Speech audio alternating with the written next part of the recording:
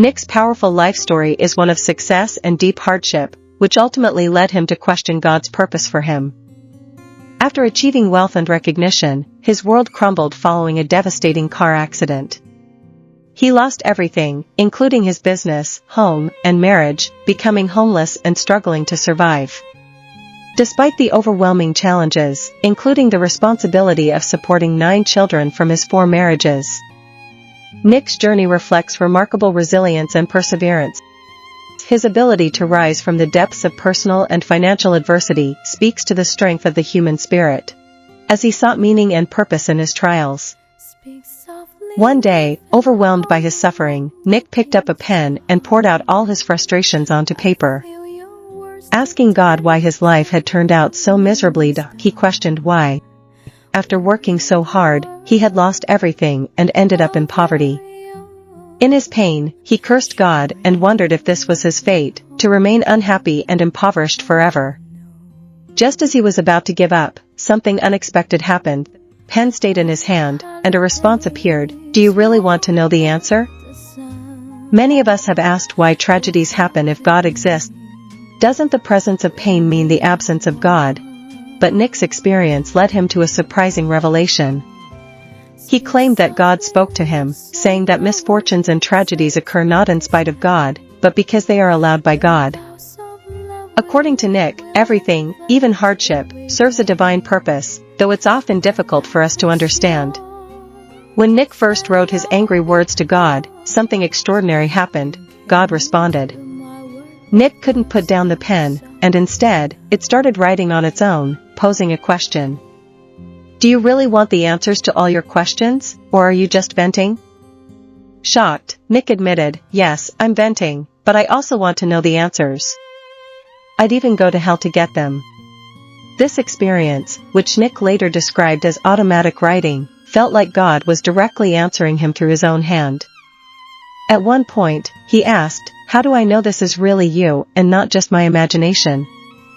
God replied, could you come up with these answers by yourself? If you could, would you still need to ask me?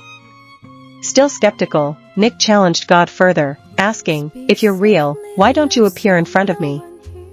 God's response was profound. I am already in front of you. Everything you see and hear is me.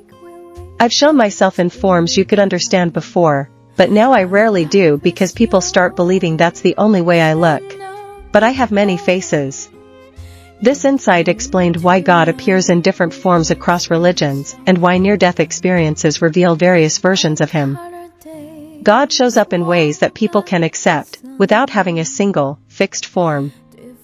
Still struggling with doubt, Nick vented further, asking, if you truly exist, why haven't any of the things I've prayed for over the years come true? God's response was eye-opening. True prayer isn't about pleading, it's about gratitude. When you beg, like asking to be rich, you're reinforcing the belief that you lack wealth.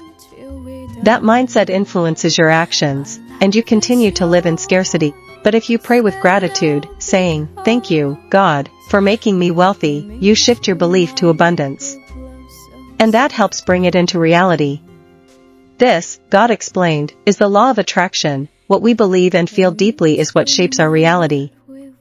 Gratitude, rather than pleading, aligns us with the positive outcomes we desire.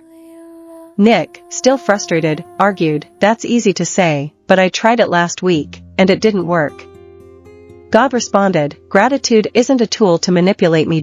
If you don't truly believe something will happen, how can you expect me to act on your disbelief? I can't be more foolish than you. God then explained his role. I am an observer, not a creator. I created the world and you, but after that, I became an observer. Your life is shaped by the choices you make. When you make mistakes, I guide you through communication. God shared that his primary form of communication is through feelings, then thoughts, experiences, and finally, words. If you've ever had an instinct warning you against a decision, like an investment or a trip, that was God speaking through your feelings. If you ignore this, God communicates through experiences, like the failure of that investment or a travel mishap.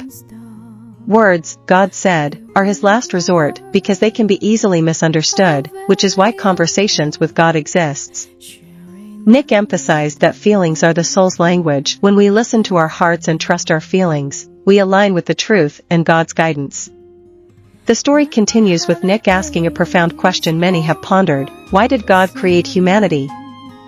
God's response initially echoes previous ideas, that he wanted to experience himself by creating humanity, dividing into countless souls, and placing them into human bodies to experience the world. But then, God reveals something deeper: the reason we forget that we are part of him.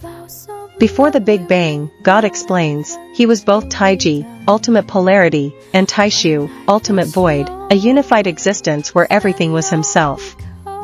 But in that state, God couldn't feel or experience anything, like being under anesthesia where you exist but cannot perceive. He didn't even have a body to sense with. To understand and experience himself, he created relativity. With the Big Bang, God separated his own Taiji and Taishu, bringing all things into being from the infinite void. Eventually, he divided himself into countless parts. Humanity, God says, was a crucial step in this grand plan, his spiritual offspring through whom he could recognize and experience himself. But for humans to truly recognize their divinity, they must first forget they are part of God. Through this process of forgetting and rediscovering, humanity fulfills its divine purpose. God then shares a heartfelt story. When he first divided himself into countless souls, one small soul particularly caught his attention. This little soul had just discovered its essence, exclaiming with joy, "I am light." However, as it looked around, it noticed that all the other souls were shining as well, filling the space with a dazzling brilliance. In the midst of this vast illumination, the small soul's light felt like a mere candle flame, faint and almost indistinguishable. This made it difficult for the soul to recognize its own light, leaving it unable to see itself. Sensing the soul's deep desire for self-awareness, God gently asked, "Do you know what you must do to fulfill this desire?" The little soul, feeling confused, inquired what it should do. God replied, "You must leave us and enter the darkness." Perplexed, the little soul asked, "Darkness? What is that?" God explained, "Darkness is the absence of everything that is like you." Understanding the need for this journey, the little soul eagerly agreed and stepped into the darkness. However, as time passed, the soul began to cry out in despair, "God, why have you abandoned me?" This moment captures the soul's struggle with separation, longing for the light it once knew. From this profound story, Nick comes to realize that we choose to enter the world because, like God, we desire to experience and understand life. Yet, the truth of forgetfulness is not the most shocking revelation God shares. The most astonishing part is God's admission of creating evil. God explains that after creating the world, he became an observer, granting humans the power to create their own realities. However, this creation is not ex nihilo, from nothing, but rather a matter of choice. God emphasizes, "I will never take away your power to choose, because choosing is a form of creation." When you choose to live seriously, you create a fulfilling life. When you choose laziness, you create a life of decay. Both lives are equally important to me, for through these choices, I experience two completely different processes. God elaborates that this is why demons exist in the world. To truly understand pure love, its opposite must also exist. Thus, God allowed the emergence of fear, pain, sorrow, and even demons. He urges Nick not to condemn him or see this as blasphemy, explaining that without the presence of evil, we could never fully feel or comprehend the depths of love and goodness. God continues to challenge Nick with thought-provoking questions. Who told you there's only one way to interpret things? Who decided that only one voice can exist in the world, and who said that God is meant only to be revered? God reveals that while he can be revered, he can also be approached with lightheartedness. He created humor and enjoys playfulness, inviting Nick to converse with him as he would with a dear friend, without the constraints of formal language. As the conversation unfolds, God shares more about the little soul's journey. One day, he tells the little soul that it can choose to experience one of his divine qualities. The soul joyfully chooses forgiveness. However, there's a dilemma. Everything God created is perfect, and there's no one to forgive.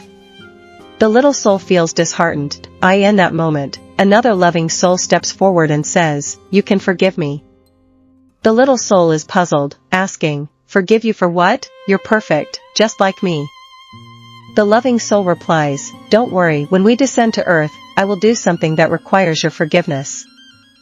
And when I hurt you, please remember who I really am." Thus begins the little soul's journey, learning that through pain and forgiveness, it will come to know its own divine nature. God concludes by assuring Nick that this story reflects his eternal promise to humanity.